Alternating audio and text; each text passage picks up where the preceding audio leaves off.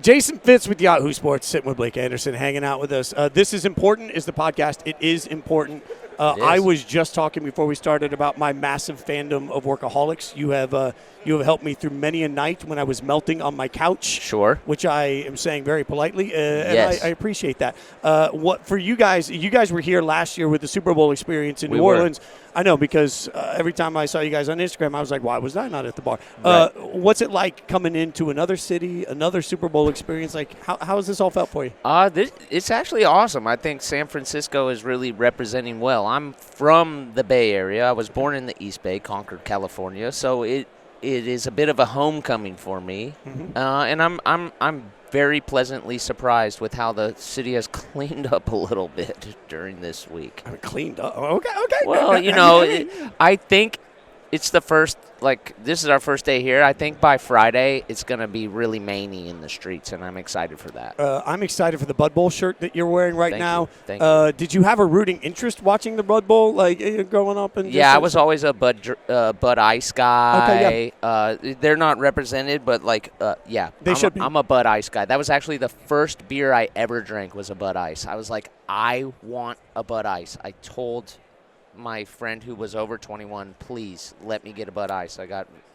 It was gross, but I loved it. While we're confessing things amongst friends, I had maybe tried other things in my life before alcohol. So when I asked that same person in my life to get me beer, he got me Zima. So my first experience as a child was Zima's a good starter. That's the wrong word. Zima. I don't know how I feel about that. Zima's a good starter. Is it? Yeah, I think it's a gateway. Okay. Shout out to Zima. All right. So when you watch the Super Bowl, any rooting interest this weekend? No. Okay. No. Don't really care about the two teams playing. I do think the Seahawks are going to mash the Patriots. I really do. I think it's not going to be a good Super Bowl. I think they're going to kind of squash them. Do you have a group text with is there any trash talking going on with people right now? Not really. A lot of my friends, all our teams are kind of out of it.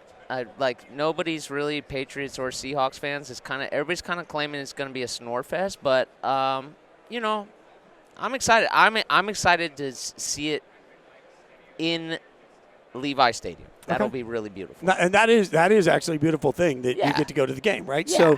So talk about that for a second, because you're famous. Sure. So other than the Super Bowl, coolest thing that your status has gotten you into? Oh, really early on, we went to Bonnaroo, the music festival in, I think, where is it? It's in Tennessee or something. I lived in Nashville for years. Yes. And we got to go on stage during Lil Wayne's performance. We were side stage, and I remember being like, this is real end game stuff. That was pretty surreal. Okay, so then walk me all the way back to when Workaholics first started to really take off. What was the first moment that you guys realized you're onto something other than just making each other laugh? It was at Bonnaroo. We were there performing sketch comedy. The show had it was the first season, and we were performing in the comedy tent, and I remember we got out and they brought us out the back, and we were in little golf carts going across the festival, and people were chasing the carts, and I was like, I think this is going to be weird the rest of my life. This is always the weird thing to me when you start and you're creating something together that's so new and so raw, right? Yeah.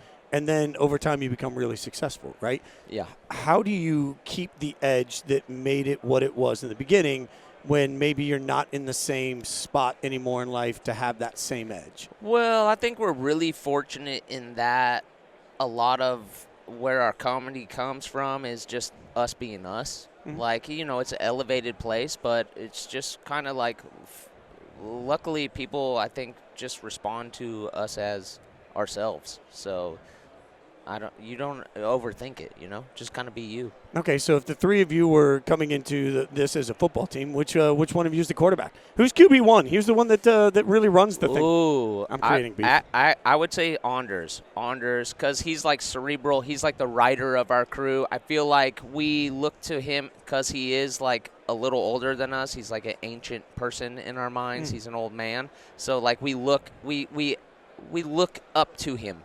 And he's the tallest. That's why I'm looking upwards. I mean, that was the reason I thought the answer would make sense. He could see over the line of scrimmage, actually throw the ball. Yeah. I mean, No offense. I think if I was going to pick one of them to throw, a 40-yard bomb, it might be Durst. Yeah, Durst, for sure. And he was an athlete in college. He swam, which isn't a sport, but we will give him the athlete moniker. You guys have had so much acceptance in so many different groups, right? Sure. So is there an athlete, like a famous person that you love watching play that suddenly is in your phone and you sit there and say, I can't believe that I'm buddies with this person? Me and George Kittle trade DMs every now and then. Oh. Yes, and it's the hair, right? Yeah, he's a good time. You can just tell. You could just tell from his interviews and on the field. He's a fun guy and he's just a good dude. So I'm a Kittle fan since Iowa. I watched him as a Hawkeye. He was dope. All reports that I've been told is that Adam is a big Clippers fan, and the Clippers always suck. So the level of trash talking is like, well, how do you handle that as a friend? Are you giving him a little space, or are you constantly making sure that he's reminded? Good question. Yeah, I avoid it because I would really like to dunk on him, but the Clippers are such a sad organization. I truly just don't even really bring it. We don't even talk basketball, because as a Warriors fan, they just destroy the Clippers at all things. But yeah, we just avoid it. I don't go there because Adam is he's fragile in that way. But you follow LeBron on Instagram. Does LeBron follow you back? Do we have like a little? I don't LeBron? want him to. I don't want him to. You don't want LeBron? I don't want him to see my stories.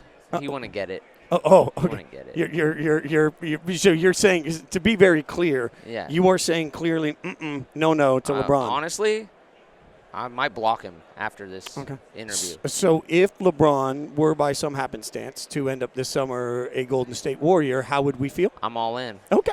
Yeah, I'm all in. Guess what? He's on my close friends now.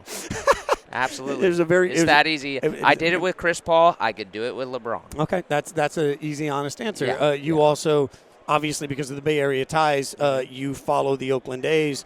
I am from Las Vegas. I hope we can still be friends. Are you going to remain an A's fan? Okay. So now does that mean that you are a baseball free agent, or that you're waiting for a new team in Oakland, or that you've just decided baseball can kindly kiss your derriere? No, I'm going full Orioles. Or Baltimore? Yep. Any reason Baltimore? They're sick. I've gone from A's to O's. You know what? I appreciate the alphabet. There we go. It's easy on the hat. You can't turn an A into an O, though. You don't need to. Okay. Look. I'm all Orioles. You heard it here first. Let's go O's. We're breaking news here. This is Let's go O's. You fractured your spine? I did. Yeah. Jumping off a roof onto a beer pong table? Are we sure that doesn't make you a Buffalo Bills fan? Honestly, I started Bills Mafia. They owe me. And until they pay the piper, they're not going to win a Super Bowl. No, now we have found the Super Bowl curse. It's actually me. Yeah, look, Come on, Bills. That's right at ping pong table. And I love honestly, my first Super Bowls I remember are Bills Super Bowls where they kept losing. Those are my first memories of the Super Bowl, are the Bills losing to the Giants, to the Cowboys, and I was rooting for them. I love Bruce Smith.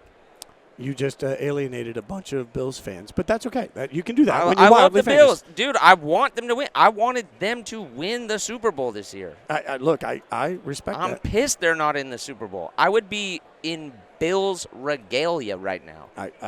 Patriots, I hate the Patriots. Would you replace your bear that you get to wear around? I'm just presuming you kept the bear prop. I do have it. Right. It is in my garage. Right. Yes. Wait, the bear coat. Would you replace that with the Bill coat in this situation, or do we keep the bear coat? I would love to rock a Tatanka straight up. Okay. Like a Bills coat, like a Buffalo coat would be elevated beyond a bear. You're onto something. It's called a Tatanka? Well, yeah. I didn't. Look, I'm gonna take it. You said that so confidently. I'm.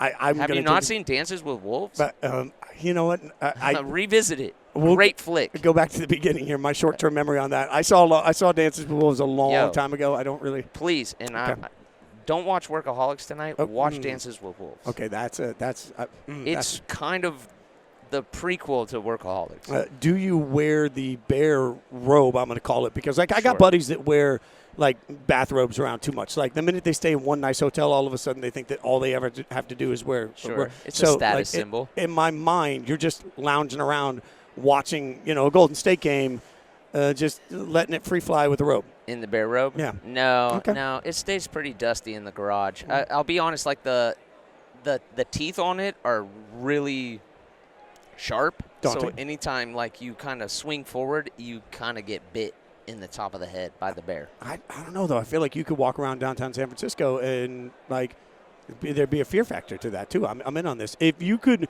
recast Workaholics, but I need you to cast it with 3 athletes, any athletes you want for each of them, how are you recasting Workaholics? Any athletes. Okay. Michael Phelps as Durs would go off. Are you just doing that to make Durs happy? No, I mean, but I also the swimming, the I abs. also think he'd probably be, he's a bit of a stoner. Okay. Like, Yeah, I feel like he fits the bill. Marshawn Lynch is Adam. Oh, okay. Yeah, that makes sense. I like the product placement on that, too. That would be sick. Who would be me? What athlete? I'm trying to think of like a female power lifter. Oh, China. China the wrestler. Yes. R.I.P. Oh, okay. That is. I would be China. You know what? If you had offered me $1 billion to come up with any, and I could have listed 1,000 names, China never would have been on there. China, Marshawn Lynch, and Michael Phelps. That's a hit. Is there a Workaholics movie someday? We tried, man. Well, now This Is Important is on Netflix. Amen.